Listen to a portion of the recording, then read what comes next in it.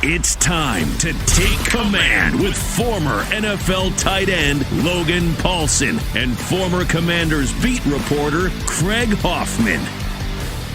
What's up? What's happening? Welcome in to the Take Command podcast. Craig Hoffman, Logan Paulsen, and a film review of a Commanders playoff win.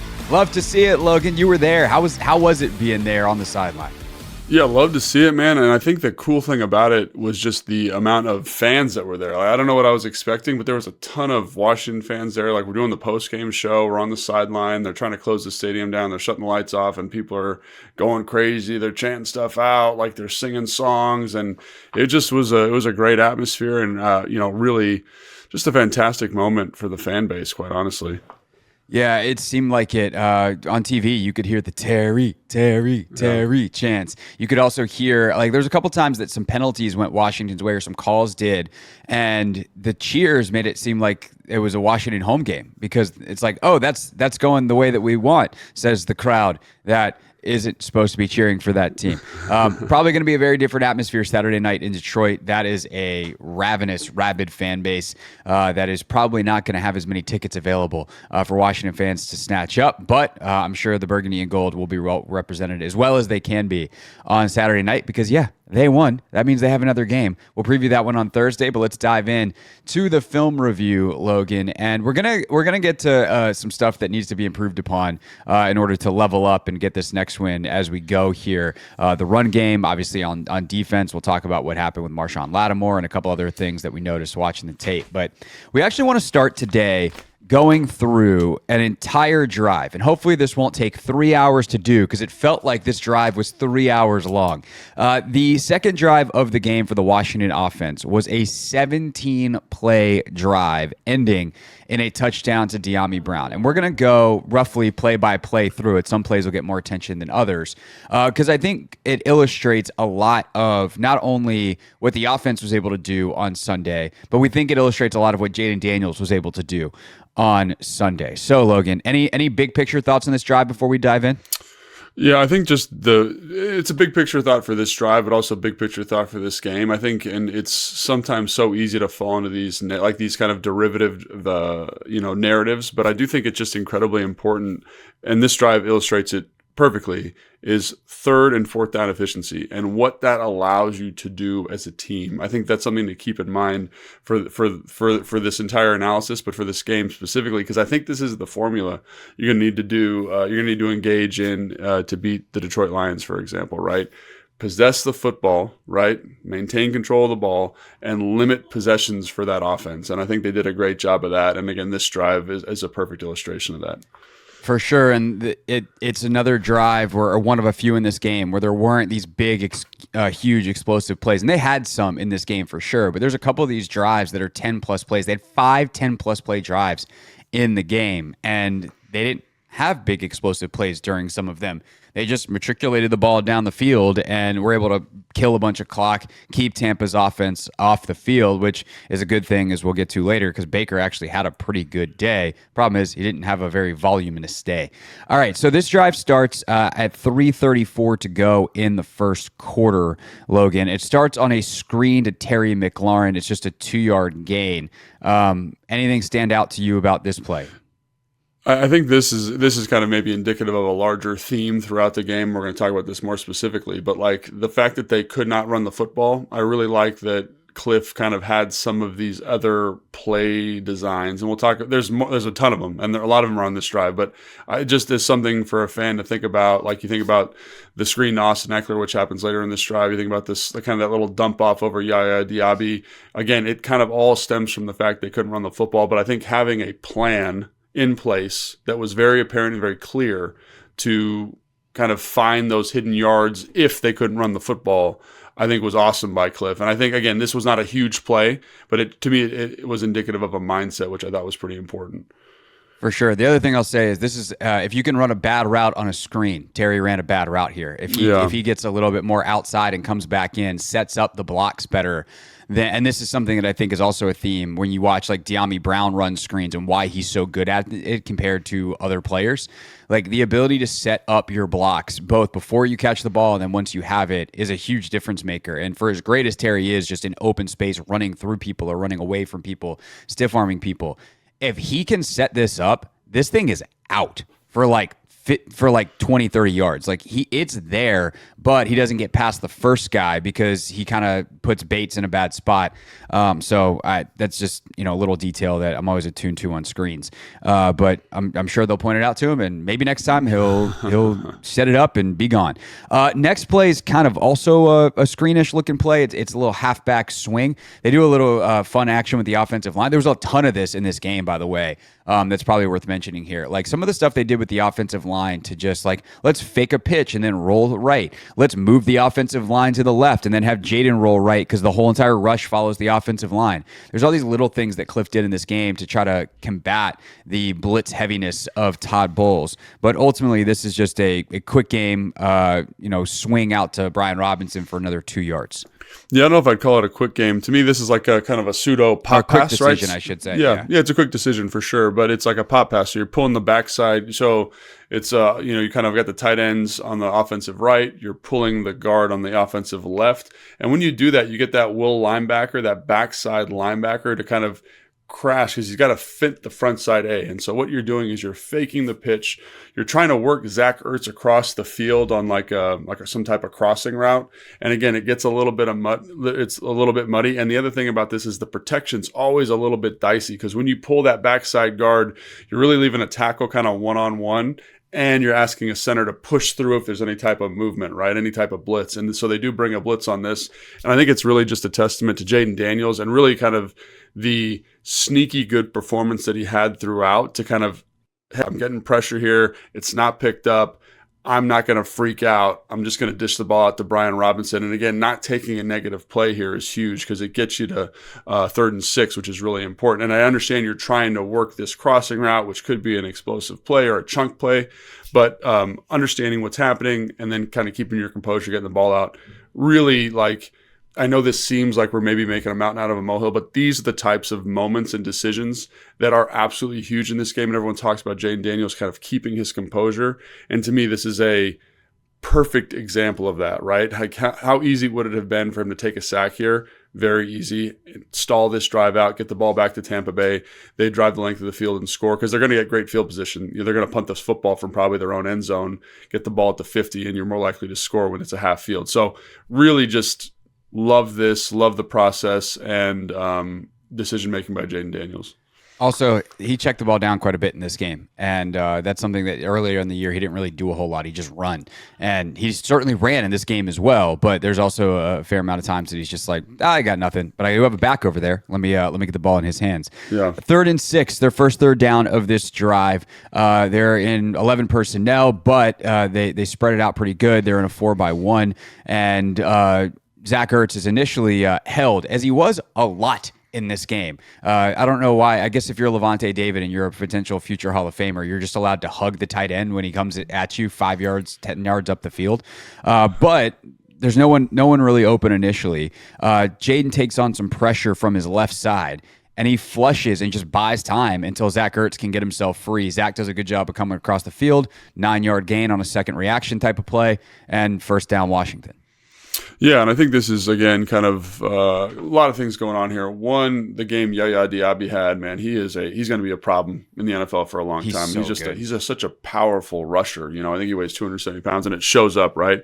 You get guys where they get hands on him, but he's kind of working through contact, and really just a great job. And then, Jayden feels that pressure from Yaya, is able to get out of the pocket. Kalijah Kancey kind of falls down, kind of while he's engaged with Wiley. And again, what makes him special is like usually that's not a fatal flaw for the defense because Kalijah Kancey's still in a position where he can contain the pocket.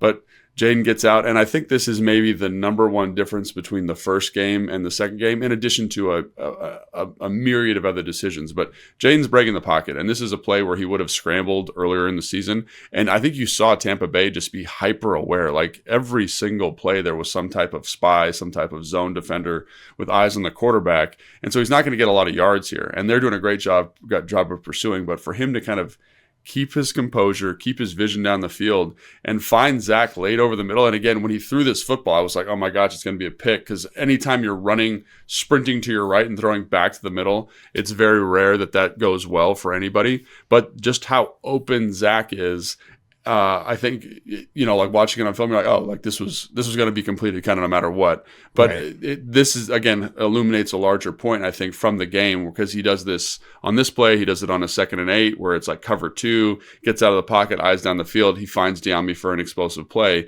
Like, this was a huge difference. I think there was probably 3 or 4 times this happened in the game, but really, like when this happened, you're like, they got a shot. When he made this 3rd down conversion, he got a shot, and it's really kind of a heroic play by him. So great job by him, and again, kind of illuminating the value of the 3rd down conversions and possessing the football in this game.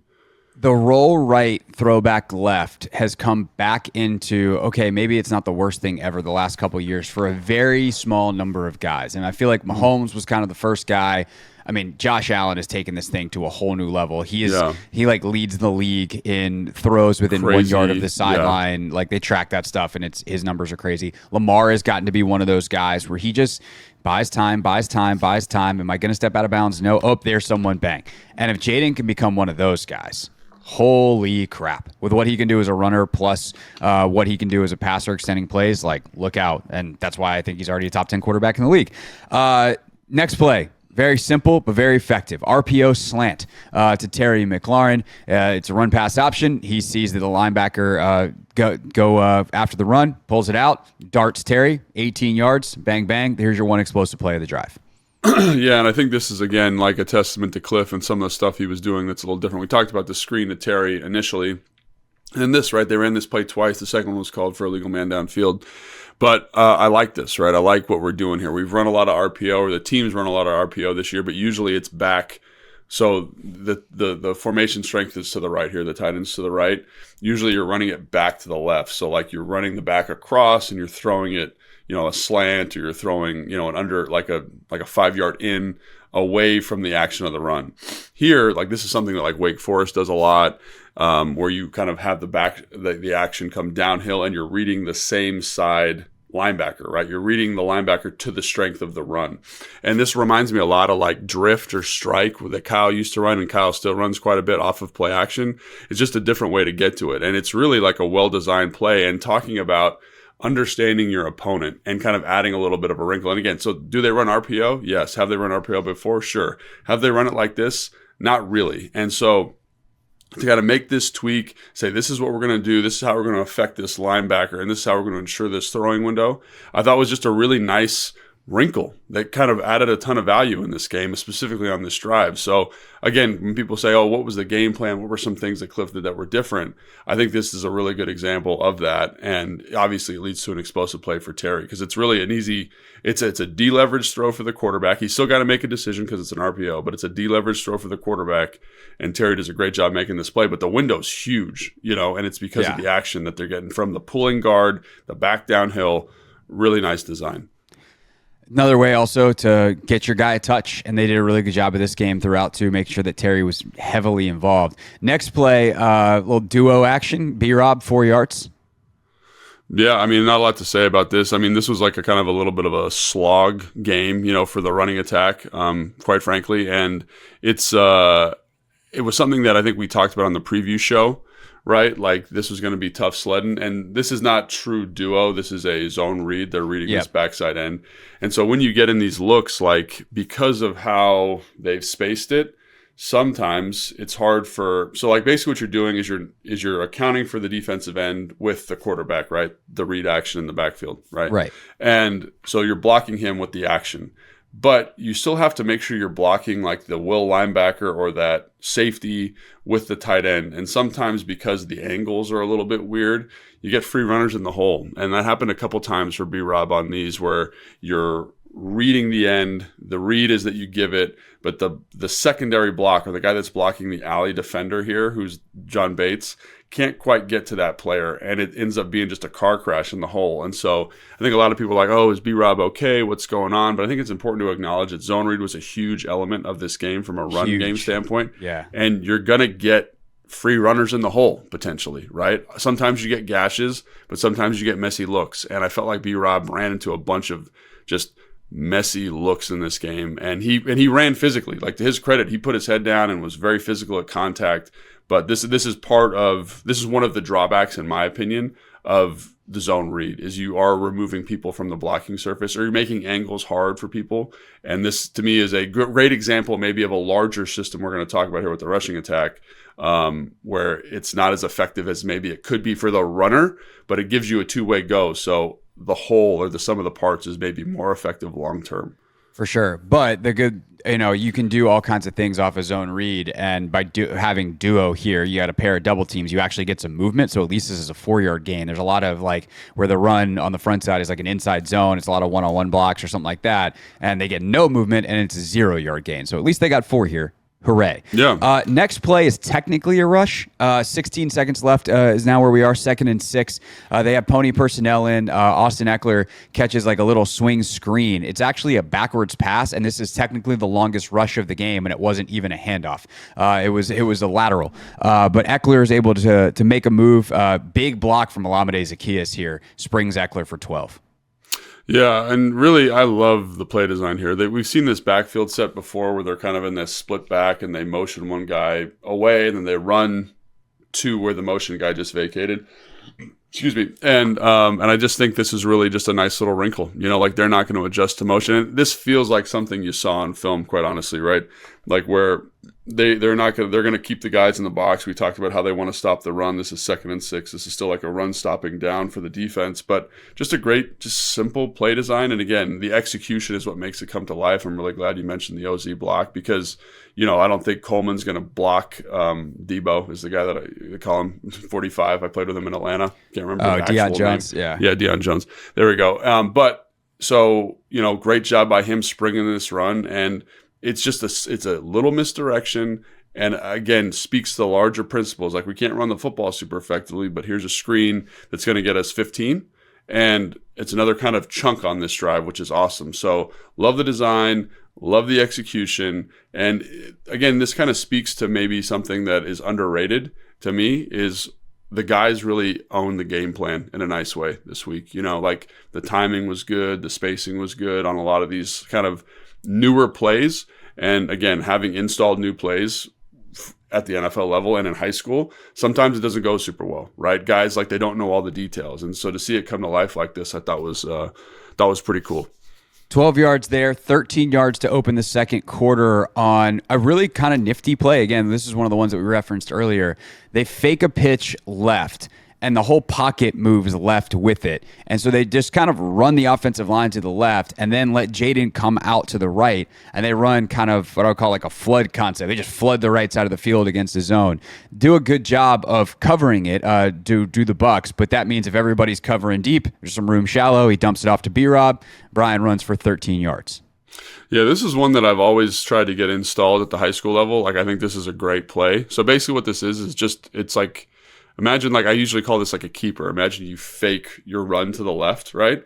Yeah. And you just kind of like a pitch to left, or you fake a handoff left, and the offensive line runs left, and the tight end kind of seals an edge, and then you work around to the edge. But if you look at it, there's actually no run fake. It's just Jayden Daniel kind of posting up in the pocket, and the back runs to the right, and you're like, nothing about this should say, hey, go left. But the offensive line sprinting kind of gets the linebackers to move.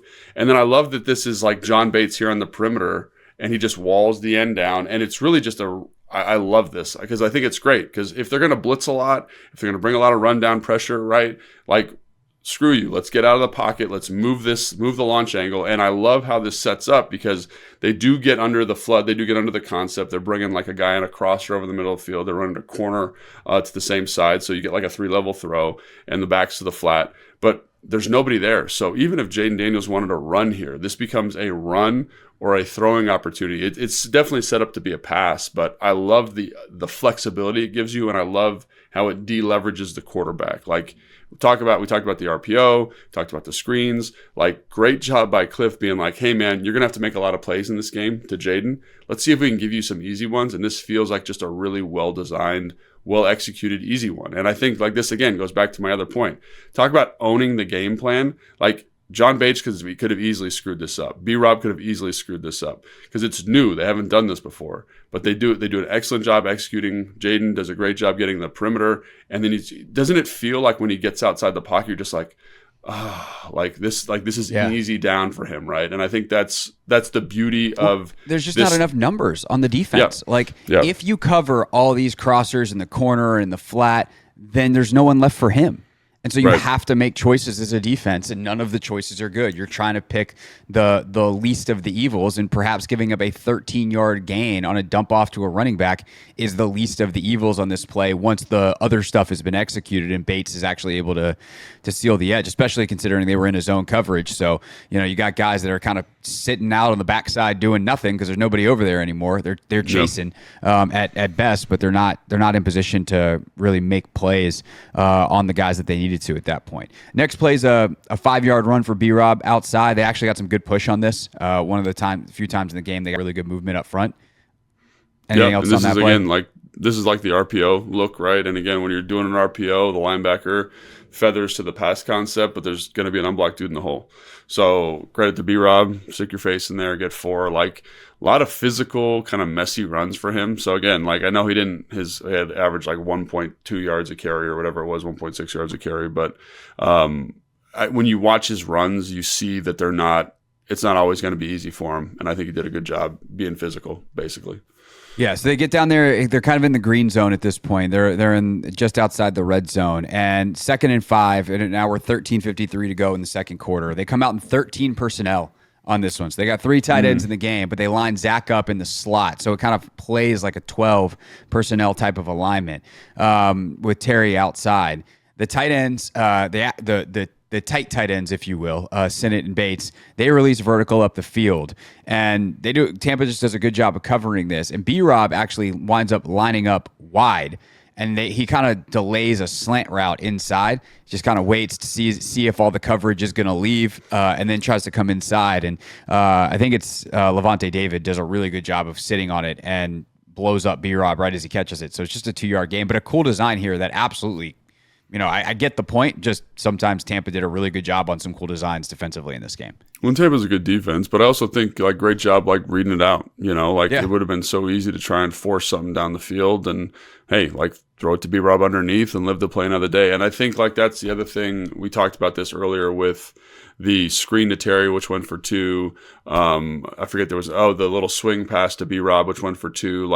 There is value to not taking negative plays. And I think that's something that it's always in your mind when you're calling plays, when you're playing offense, but seeing it executed like this, because again, you go from 2nd and 5 to 3rd and 3. I know it doesn't seem like a big deal, but 3rd and 3 is much easier than 3rd and 5, right?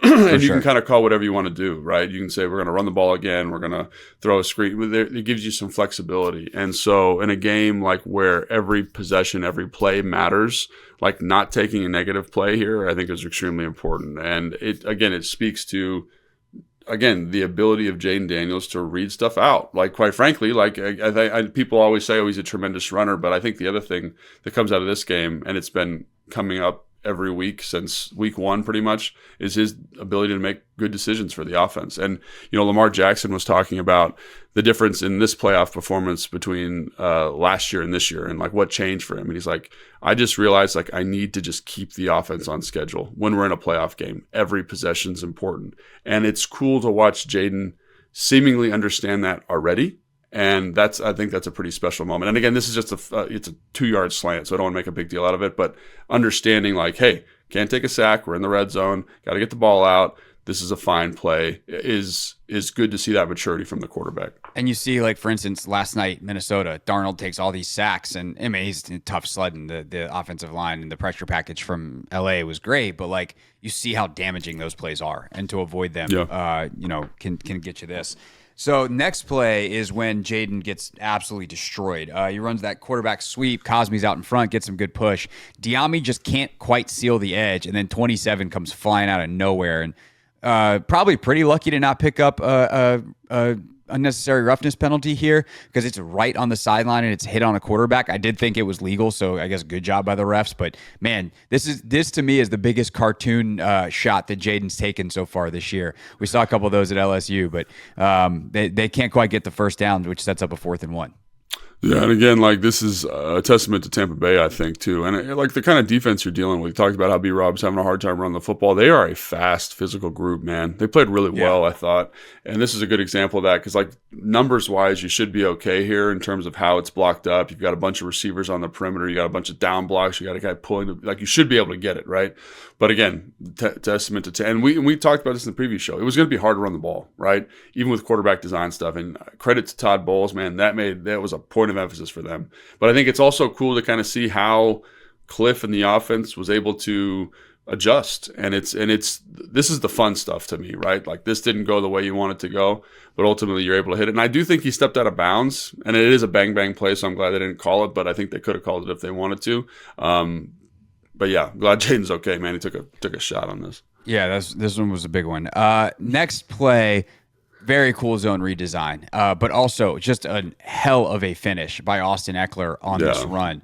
There's kind of a run stunt up front, and Logan Hall becomes wide open in the hole, if you will, just unblocked, and he meets Austin Eckler, and Austin Eckler meets him. So this is the one where Eckler motions back into the backfield. Jayden gives it on the zone read, and Eckler just bowling balls himself forward for a yard, barely, but it's 4th and 1. That's all he needed. And it goes back to like, hey, if B-Rob doesn't get those 2 yards on that slant, like if you don't get every inch on the previous play, and this is like a 4th and 3, who knows if they have the same play call, who knows if the previous play call is the same, but if it all is, you don't get it if it's not 4th and exactly the amount that it was. But good job by Austin to finish here, and I think this was a very cool play call too. It just Tampa had a good response, and luckily 1 yard was all you needed. Yeah, it's kind of cool. You do like a jet motion to the backfield, so you get an empty check from Tampa Bay, and then they can't check back to their base stuff, which is great. So I really like the design. But yeah, we could talk about the design all you want, but like players got to make plays, and I think this is a play where Austin Eckler makes it happen, right? Like I remember watching it from the sideline and being like, oh shoot, like they're not going to pick it up because you see the dude right in the hole. And yeah. And by the way, just an incredibly ballsy call from Dan Quinn because the first drive ends on a 4th down in the same area where they don't get it. And so to have the faith to go for 4th down again here on the second drive, are you really going to have your first 2 drives end on a turnover on downs? And he's like, I don't care. This is who we are. This is how we got here. Like, let's go. Well, I also think it's good process. I understand like identifying and staying with your identity, and maybe this is something we could talk about more specifically, and I don't know if this now's the time to do it, but the being aggressive in a game like this, you have to do it, right? Because I do think that offense for Tampa Bay, if given more bites at the apple, probably makes your defense's day really challenging, and you probably lose the football game. So you have to possess the football. There's no, it's more binary than like take the points or not. Like you have to possess the ball longer than they do to keep your defense off the field. And I think even here, right, this is an interesting kind of thought experiment. Like essentially turning the football over here is like a kickoff. You know what I mean? Like that's essentially what it is. So it's not devastating. You're not putting your defense in a terrible field position, right? You're not like turning down a punt, for example. So again, like I like that he's staying aggressive. I like that, we're possessing the ball. We're giving our offense time to score because ultimately in a game like this, touchdowns are going to win it for you. And I think that's something important to keep in mind. For sure. And they'll eventually get there, but a couple of bad plays first. Good play first. On the, let's see, where are we at on this silly drive? This was actually a cool play. 1st and 10, now we're at 12:02 to go after Eckler gets it. They run kind of that similar swing screen action. Like remember the second play of this drive, 8,000 plays ago, where they run that little swing action out to B-Rob with a blocker out in front. Except for they do this out of pony personnel this time. So they have 2 backs in the backfield. Eckler then leads up, and it's like a QB draw basically for Jayden. And they're able to actually generate some yardage in the run game here, 7 yards, and get down to 2nd and 3. Yeah, it's not like a quarterback draw. It is a quarterback draw. Yeah. And it's fair enough, Logan. Fair enough. And they've tried to run this a ton this year. They've tried to run it probably 6 times, and it's never hit. Like they're always kind of ready for it. So to see it hit so clean and like just nice and get 7 yards. I thought was great. Jayden's not taking a huge hit. He gets down at the end of it. Great block by Austin, but good job by Cliff. Again, it's first down. How are we going to run the football? This is a great example. We've got a couple screens on this drive. We've got a couple, like that boot pass. But here's another way, kind of a different way to run the football, get 7, and again, put yourself in a good situation to get a second and manageable, third manageable. Next play, they run like a quick game, try to hit Terry on a slant. Probably not the right throw here. This one's just like a trust throw, I guess, where Jayden almost predetermines where he's going to go, and it gets broken up. Probably had Zach or Diami if he looks elsewhere, but this happened so fast, I don't know if it's fair to even criticize the decision. I don't know if there's a read here. It's man coverage, so like basically to the man side, you get double slants, which I actually like. I like throwing man routes, man slants to Terry, right? And then the spot concept is over to the field. So spot to me is you get a flat, you get a corner, and you get a 5-yard sit. And so we run the hell out of spot, and we're very good at it. But it's better versus zone, right? Because you're getting basically like the flat player matches the flat. The hook player has to push through to the spot, and the safety's carrying the corner, right? So you get this nice window to throw the spot, and Jayden's got such a quick release, the ball's out. So to me, it's like this is pre-snap, it's man coverage, spot's dead. I'm throwing to Terry. I'm gonna throw to Terry, who's my man coverage player. And so great coverage here, honestly. And this was kind of a good battle to watch all day in terms of coverage. Terry, and is this Dean here? I can't. Yeah, I think this one was Dean. But yeah, that was a really great battle. And again, like this ball. Could it be a better ball? Maybe. But again, coverage is tight. Man coverage, work the man side. They win some too. Yep. Didn't win the next one. It's now 3rd and 3. They run like a mirrored concept on both sides. There's some return routes. Zach's running one of them. OZ's running one of them. OZ's open. Jayden's looking at OZ. Bang, puts the ball right on him. 6 yards, first down. Dude, I love this play. Like it's a 3-yard play, and it's just like one of those plays. It's just like, this is awesome. And it's so simple, right? So they got like a little zone player, right? But he's spying the quarterback, Deion Jones, right? He's spying the quarterback. And so I love that Jayden just stares him down in his drop because he understands that he's not going to push. He's like, that's my guy, basically, right? And then I love how OZ on his release pushes outside of Diami, right? Pushes outside of him to force his man-to-man player to play over the top. So right when he plays over the top, he can then stick his foot in the ground, play back inside, and he's now created a natural window. So great job by Jayden understanding the coverage, and great job by OZ running just a really detailed route, very savvy route, and in a situation where it's going to be hard to pick up the first down, 3rd and 3, kind of tough. Just the route and the understanding by the quarterback just make it easy. And it really was like I just love good football plays, and this is just great execution by the receiver. Great job by Diami pushing vertical. A lot of times receivers will like bail inside on this release, like they'll work to the ball too much, and you lose the pick. But Diami stays nice and vertical, so it lets OZ kind of set him up, use him as a pick. Lots of really good stuff on this play. And this is a play that they love down here in the red zone on 3rd and 3. It's one of their base kind of day one install plays they run in 3rd and short. And you see why. Like, they're just good at it. And it's great to see like all of those reps you've accumulated over the course of the year in a big moment in a game come to fruition.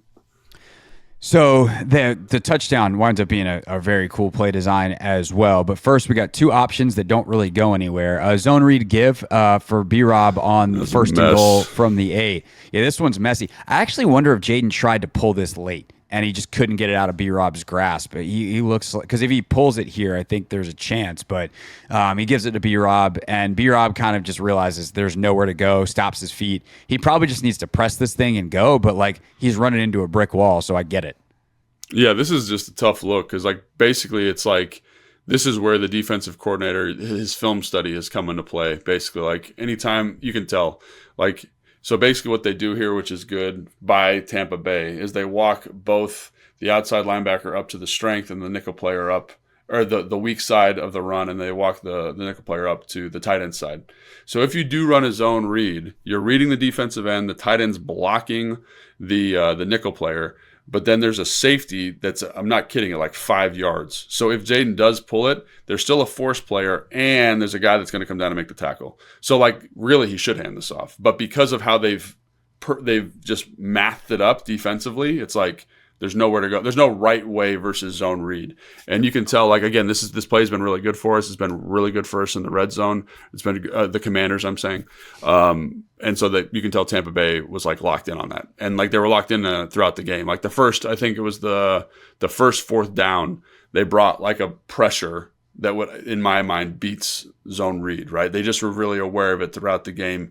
And great job by Cliff kind of saying, hey, they've got a good plan for this. Let's get out of this. Let's find something different and kind of keep it moving. But good job by Tampa Bay here of kind of saying this is who Washington wants to be.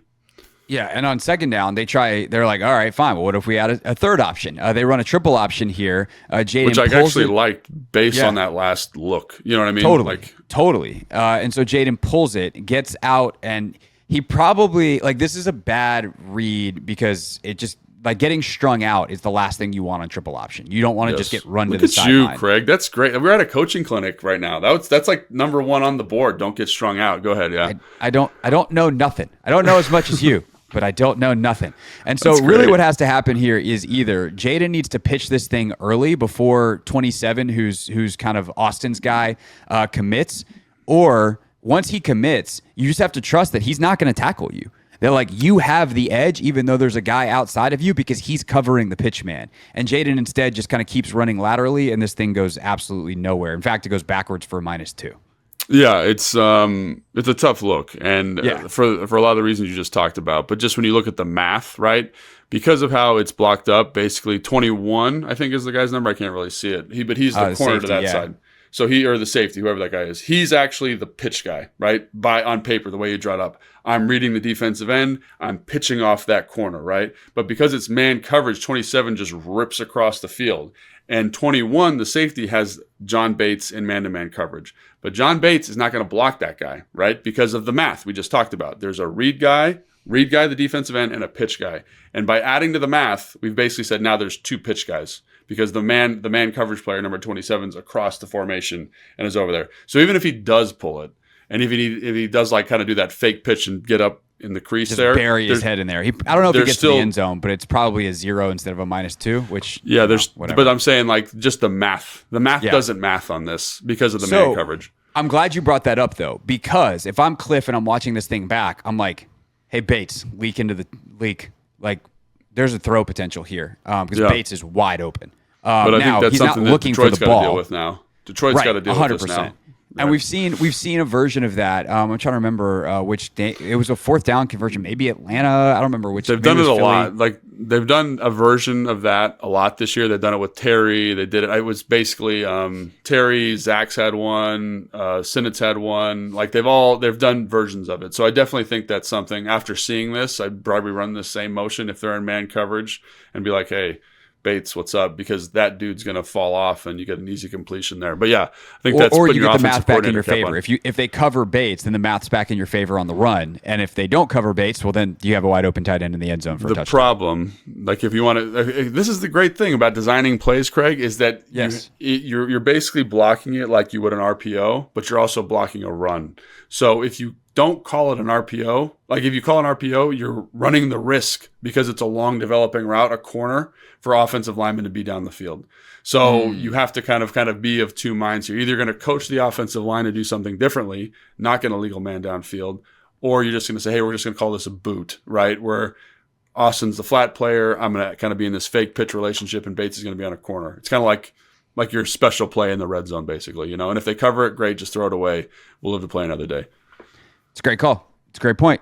All the details, they matter. By the way, RPO, called back later in the game because Wiley got downfield. That was a slow developing pull. Normally, Jayden's lightning quick with those. But anyway, whatever. Last but not least, 30 minutes later after we started breaking down this drive, Logan, we have reached the end. A touchdown to De'Ami Brown where he is wide open over the middle of the field. Really great design here. And I think part of this is I think they know what Tampa wants here. They're at the 10-yard line. They know what kind of coverage they're going to get, and they're able to manipulate kind of the middle of the field players by sending Zach and Terry across the formation. And that just draws everybody up. De'Ami from the outside runs right at his guy in this quarter's coverage, runs across the back line, bang, bang, touchdown. Jayden finds him, and thank God he didn't get hurt on that hit by Yaya Diaby low. Yeah. But he just absolutely rips this thing, and it's beautiful design for the touchdown. Yeah, this is like Skinner with a cross. So Skinner's like double post, and then you bring the cross across. So like to me, this is like a little tight even to run this. Like I would probably want to be at the 15-yard line. But I think to your point, like it is tight, but like you get Zach running across. He takes care of the backside safety. It looks like it's kind of some type of cover 6 maybe. And then Terry comes across, and you're really trying to get the ball to Terry probably, right? Because you're expecting those 2 quarters players to get depth with the 2 posts. Right. So you're looking for Terry at the front of the end zone, but because they Correct. jumped Terry, Diami's open at the back of the end zone. Right. And great job by Diami, like kind of rounding through there, finding the spot. And then the other thing you got to just point out here, and the O-line had a rough day running the football.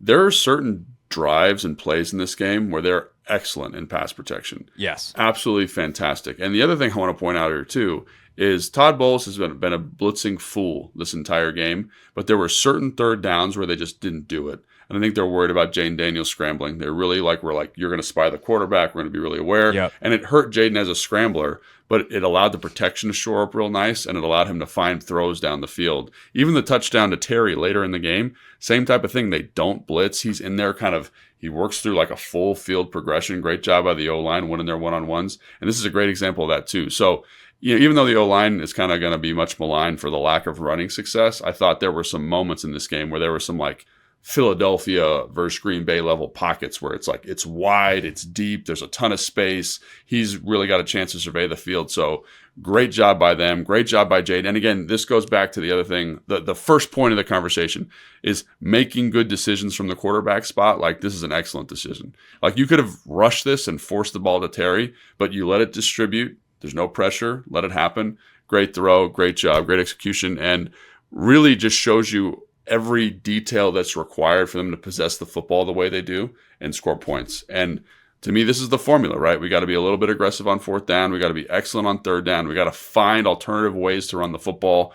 And they did a great job of that. Great job by Cliff. Great job by Jayden. And really great job by everybody execution. Like we talked about the O-line on this play. There's the screen where OZ has the great block. Like it takes everybody to have drives like this. And I really think this shows kind of the overall offensive performance. Like you got big moments from players that had to step up, like Diami, big catch on this drive, and just great job.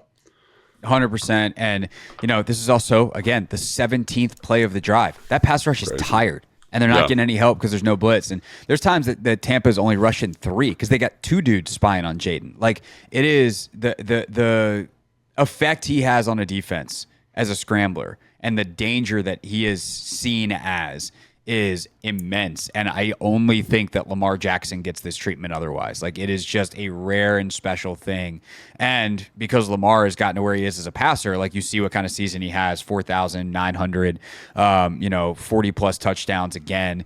Like that's the trajectory that Jayden is hopefully on and certainly seems to be on. He's ahead of where Lamar was when he came out. Now that doesn't mean that he's necessarily going to reach the same ceiling Lamar has. But like this, when you have this kind of time and face these kinds of coverages, you can do more as an offense because there's just certain things you don't have to deal with because defenses are basically scared of you. And it was really cool to watch, and I think this drive illustrated it well. Real quick, to just wrap up the rest of the offense outside of the running game. We'll have a distinct running game discussion in a second. Anything else from Jayden's day or the offense passing-wise writ large that you wanted to point out? Just the composure of the whole group, really. Like his composure, his decision making, it was top shelf. And again, like in a game where he couldn't run the football, we couldn't run the football, the team couldn't run the football. That was something that really stood out to me in a playoff game versus a good physical, fast defense. The composure you showed, and it gives you faith that, again, we're going to talk about Detroit later this week, but in a bigger game like that, if you can have a couple drives like that, if you can take the possessions from 12 to 8 and you score touchdowns instead of field goals and limit their possessions and force their offense to be perfect, you got a shot. And I wasn't sure if he'd be able to do that, quite frankly, coming in this game, because it's a big ask. It's a huge ask for a young player.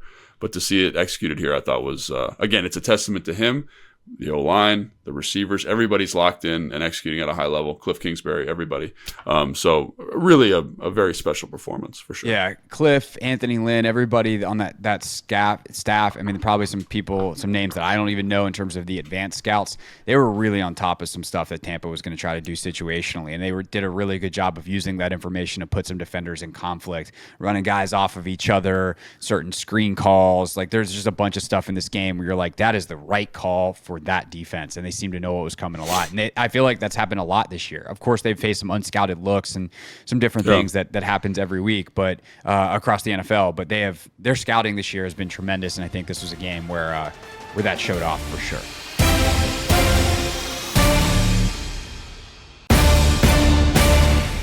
Take Command Podcast, Logan Paulson there, Craig Hoffman here. The run game was the one thing in this game, Logan, that did not go well for them offensively. They were able to overcome it. 5 drives of 10-plus plays. They averaged only 2.5 a carry. And that, by the way, their longest run of the day was a 12-yarder that wasn't even really a run. It was a lateral to Austin Eckler that we talked about on that big, long 17-play drive that kind of presents more as a pass play screen, but it goes down in the stat book as a run. Yet they managed to get 35 minutes time of possession and all that great stuff. But you want to be able to run the football. Like, you don't want to have to win this way. Cliff was asked a couple weeks ago, can you win without running the ball? And he was like, yeah, we can, which I thought was a baller answer from Cliff, to be like, yeah, my rookie quarterback is good enough to we don't need a running game, but like, you don't want to. So what can they do to get this running game going, / what were the issues that prevented it from getting going against Tampa?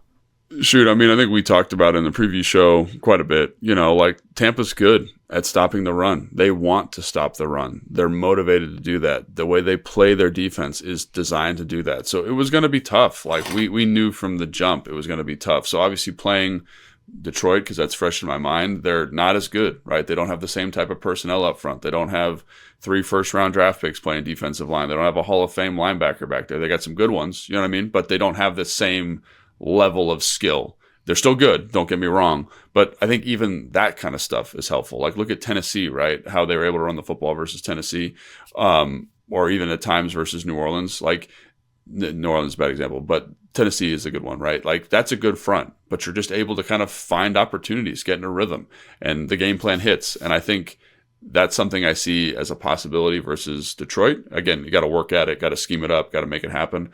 But when you watch Tampa, like, from the second I watched the film, the first 10 run clips, I was like, tough sledding. And it was, right? Because they're big, they're physical, they're fast up front, they know what they're doing. And so that's part of it. Also, like, the style of runs, how you want to get to it. But my question to you, Craig, and to the fans really is, if it's going to be hard, if it's going to be inefficient, if we're going to have to pour a lot of time and sweat equity into being good at running the football, when I can just call a screen or I can call an RPO, why invest all these man hours and all this time in the week against something that is going to be really hard to do when these other things are better options for me? And I really felt like that's, again, we talked about how people were locked in on the screen game. They know where they're going to. They're locked in on the RPO stuff. They're locked in on the choice routes. They're locked in on the motions and the shifts. Like, you lose some of that putting more time into the run game. And I kind of liked that they went the other way here, which again is, people say, well, you can't do both. You don't have enough time. You don't have enough time in the week to be excellent at both things. And I think they kind of said, hey, we're going to do what we do in the run game. It's not going to be great, but we have these other things to kind of offset some of that. And I think that was ultimately the right decision because they won the game. I think it's 100% correct. But I also think that Cliff did something really, really smart in this game, which was he found a way to stay balanced, because that other stuff starts to dissipate if the other team is like, they've abandoned the run. We don't have to worry about it. That's a great point. But because they were really, really efficient on the other stuff, they were able to run the football really ineffectively without a whole lot of penalty. And what I mean by that is, okay, let's get 7 yards on first down with a quick game. Let's get it with the screen. Let's get it with something else. And then it's 2nd and 3. Like, Then it's 2nd and 3. Well, now we can run, our GT, we can run duo, we can run inside zone.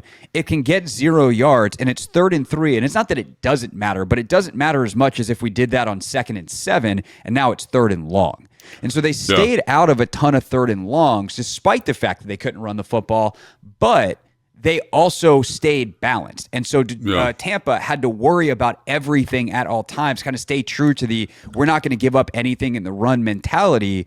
And that left those other options open. And sometimes it was a first down screen. Sometimes they'd run the ball on first down and then be able to get to third and short on second down. But they were just, whether it was so confident, so effective, whatever, maybe both, probably one has to do with the other, of that if we get a no-gain run, we're fine. And there weren't in this game any real, I don't remember writing down 2nd and 15 at all. They stayed out of those really, really bad down and distances by Jayden not taking sacks, by not having a lot of penalties in this game. They did a really good job of staying on schedule, which is how they were able to achieve something, time of possession dominance, that is normally achieved through the run game, and balance, which obviously has to involve the run game, without actually being good at running the football at all. And I think that's a formula that they can / should try to repeat at Detroit if they're not going to be good running the football. But obviously, hopefully just the step down of defense is good enough to have a little bit more efficacy running the football.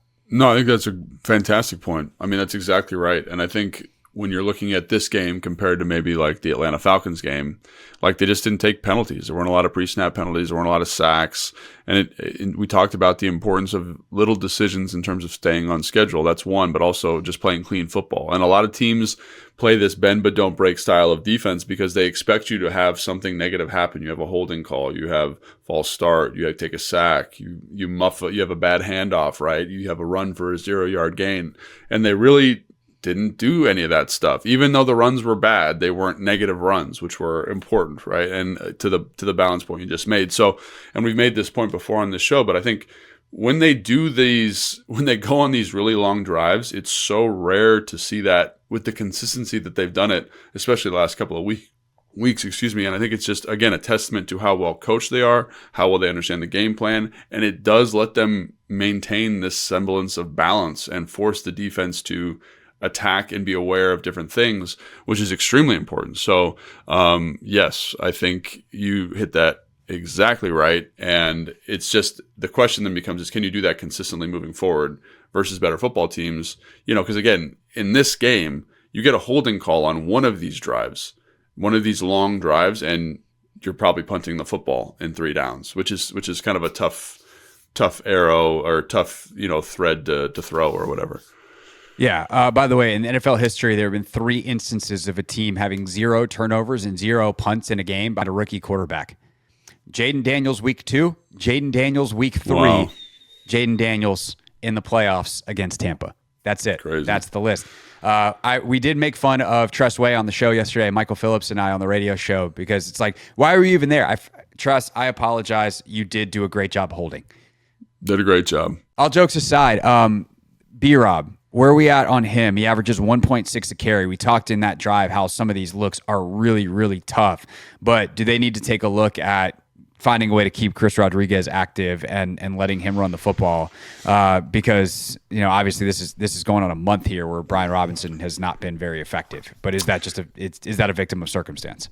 I think it's a victim of circumstance. I think, obviously, yes, I think it's a victim of circumstance. And could you bring Chris Rodriguez and give him more carries? Yes. Is it different, or is there a value add over B-Rob? I'm not sure. And I think one of the things I just point to is running back success is so strongly correlated to offensive line success. And this offensive line, we've talked about ad nauseum how much we like them, how they did a great job in pass blocking situations. But there are times where it's you got to run the football and you can't. Watching Detroit, for example, their offensive line's excellent. And when you got to run the football, they're going to run the football. They're going to win physically, one-on-ones. They're going to sink double teams. They're going to move people off the spot, and they're going to be really aggressive with that kind of stuff. This group is not built that same way, right? And I think that's something that, again, it leads to muddy and cloudy looks at times. And I think that's part of the issue that you're seeing with B-Rob the last couple of weeks, is people have kind of tuned in to what Cliff wants to do, and as a result, they've kind of adjusted their game plans a little bit. And as a result, you see a lot more free runners in the hole, a lot of messy looks, a lot of blitz looks, a lot of line stunts to take away some of that zone read stuff. And as a result, you've stressed the offensive line even more because the movement and the pre-snap stuff that's going on.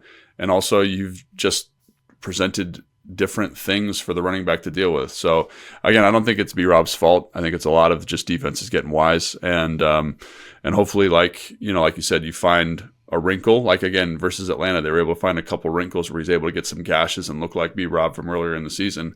But I think for fans, it's important to understand, like, he has not been getting clean looks. And that's a little bit on the offensive line. It's a little bit on him. But it's also, I think, defense is just adjusting to what they've been doing offensively from a run game standpoint. Yeah, I'd be open to it if you can make the roster mechanics work, because Chris was really effective. But, like, is it worth whatever other moves you have to make? That I don't know. I'd have to look at it deeper. And perhaps we will on Thursday, because that's our preview show. But we're running out of time, and we want to talk about the defense a little bit. So continuing forward we go.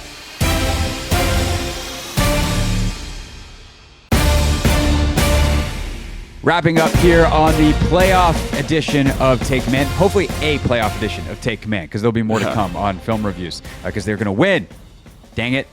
So, all right, let's get into the defense, which didn't have a whole lot to do.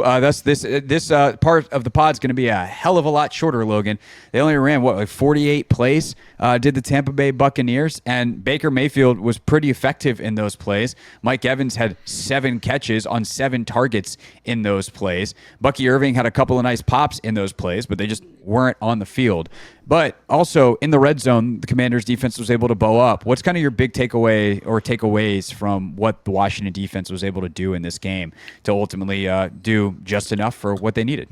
Yeah, I think they did a great job. I'll say this about them. I thought they came out with a mindset, a physical mindset on first and second down specifically, and they were able to kind of make plays when they had to. Like, I just remember watching the first probably 10 plays, and I think there was probably 3 or 4 runs in there, and just watching how John and Duran are resetting the line of scrimmage. Armstrong is bowing up on the tight end, and it felt different on the sideline. It sounded different, and like, that's cool. And then Bobby Wagner kind of setting that tone with the big hit on Bucky Irving, the big blitz on Bucky Irving on that same drive. Like, they were like, we're here. And I think I don't know, you said that, you might have told me this, I don't know, like, where it's like they maybe are not the most talented group, but they're going to play hard.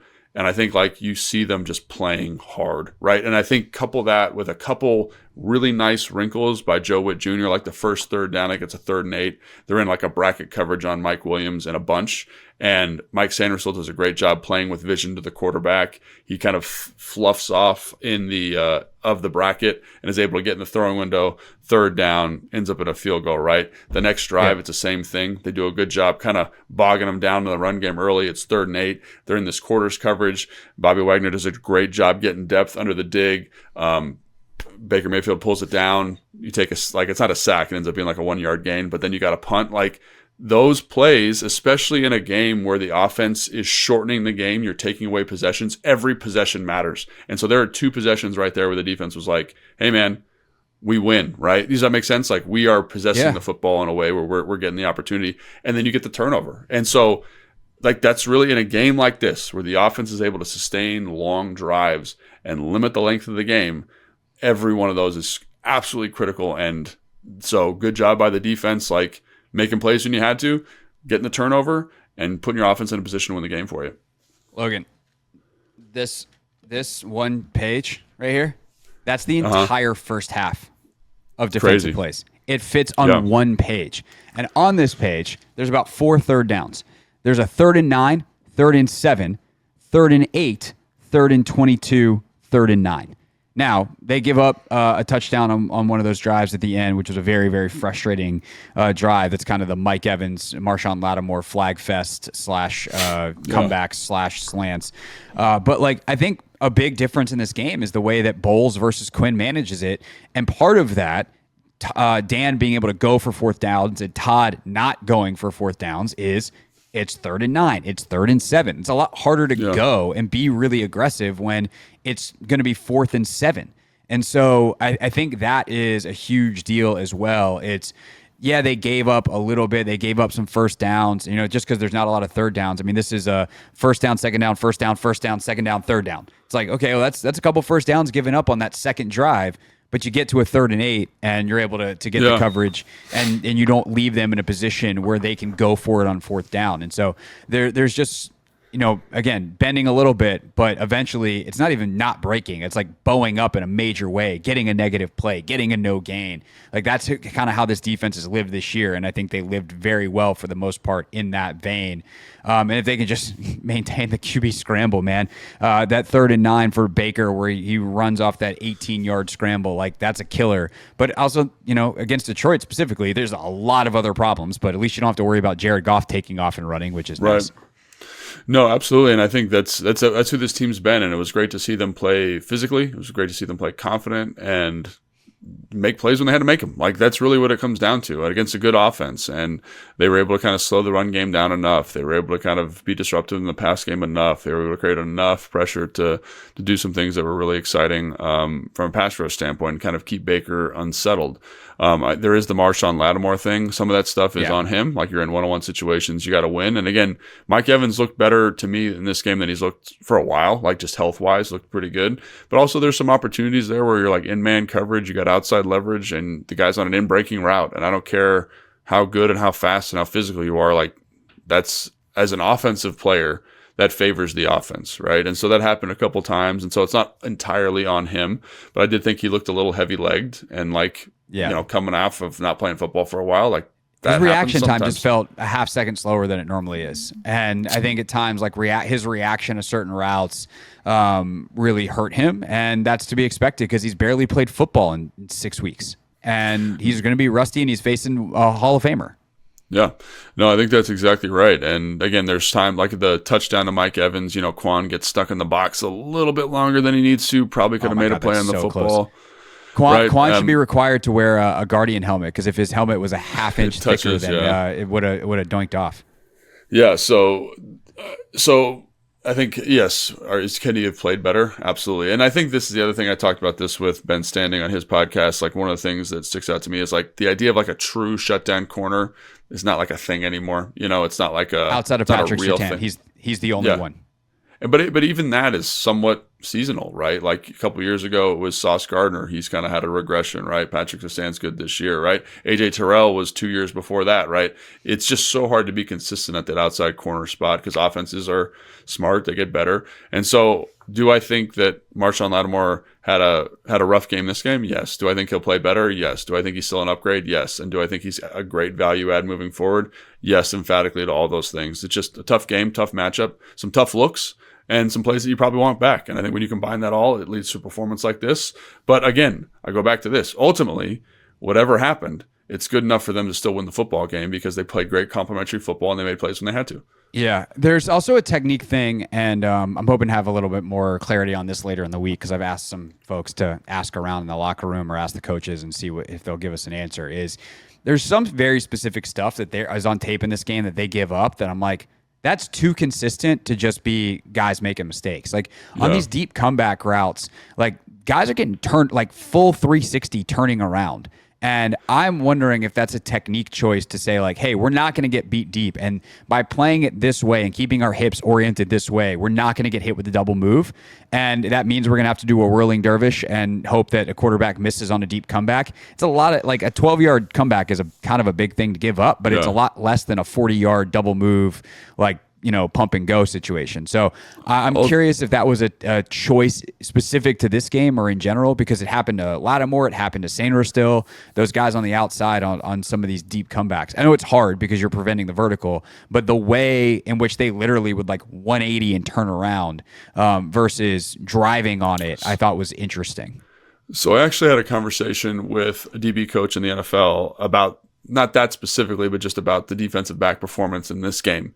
And one of the things he said is like when you're playing against Mike Evans, it's like the coaching point is to stay out of his space and over the top. And so when you watch Mike run these routes, he does a really good job of like, the guys are deeper than I would like them to be. Because like usually when they're starting to run by you as a defensive back, you kind of want to stay connected, like especially when you're opening to the football, like a hand on the receiver, right? So like when the ball's in the air, I can lean into them, right? But with Mike Evans, he's so big, he's so physical, he takes advantage of that. So I did feel like they were kind of aware of how Mike Evans likes to run his routes. They gave him a little bit more space. So when he did push into the blind spot, they're not connected because they're a little bit deeper. And as a result, they're kind of reacting late to where he's at on the comeback. And so I did think there was a little bit of that going on, which I thought was great analysis by this guy. And again, he doesn't know the type of defensive scheme that they're running and the type of defensive scheme that they're coaching. But he said, like, that's what it looked like to him. And I think, when you're playing great players, you have to make some adjustments. And maybe that was one of the things they did. For sure. So we'll see if we can get even more clarity on that later in the week. But for now, that's kind of it for the defense. We'll spend a lot of time on the Commanders' defense on Thursday because that Lions offense, it roars. Pun, 100% terribly intended. So we will talk about that on Thursday. Obviously, what can the Commanders' offense do to a banged up but getting healthier and still very good physical Detroit defense to try to keep the Lions offense off the field in the first place like they were able to against Tampa. Thanks so much for listening to this edition of Take Command. Our film review hopefully returns next Tuesday if the Commanders can pull off this upset. We actually have made plans ahead of time for once, Logan. I do believe Kevin Sheehan is going to join me for the post-game show this week, late night on Saturday night. So plenty to look forward to. So if you're not subscribed, now is a good time wherever you are consuming this podcast. A podcast that is now over. For Logan, I'm Craig. See you next time on Take Command. Thanks for watching this clip of Take Command, which has a brand new home. That's right. You can watch on YouTube at the Team 980. You can also listen to full episodes in the free Odyssey app, which is now enabled with Apple CarPlay. So we'll just, follow you around.